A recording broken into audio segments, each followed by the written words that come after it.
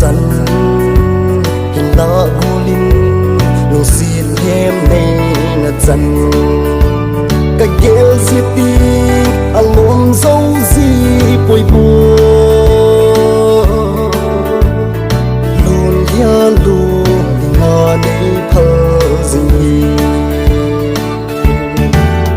ngày nắng vàng thì mùa cắt chân đi vô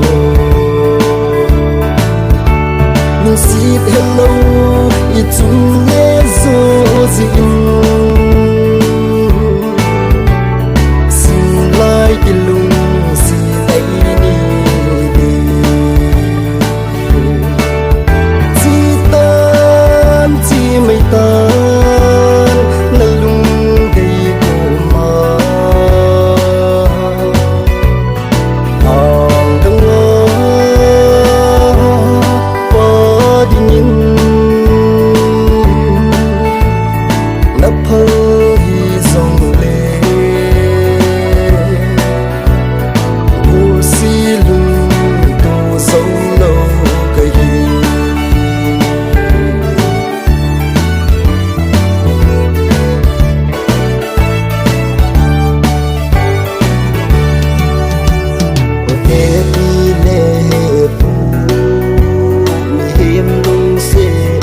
có biến thái lâu hầm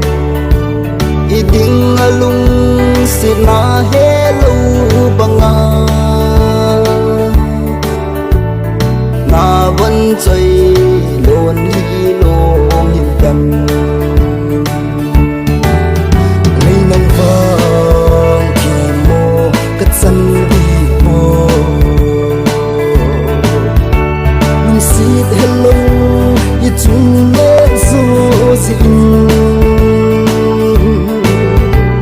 xin lại cái lung gì đây đi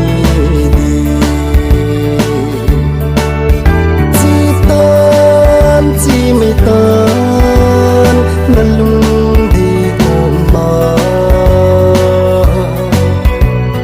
hàng ngơ ba đi nhìn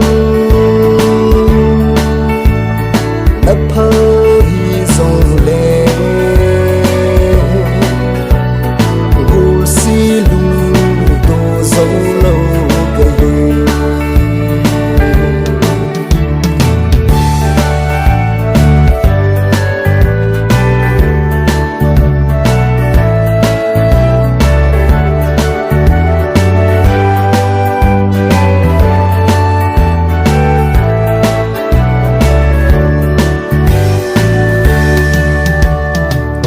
lung sen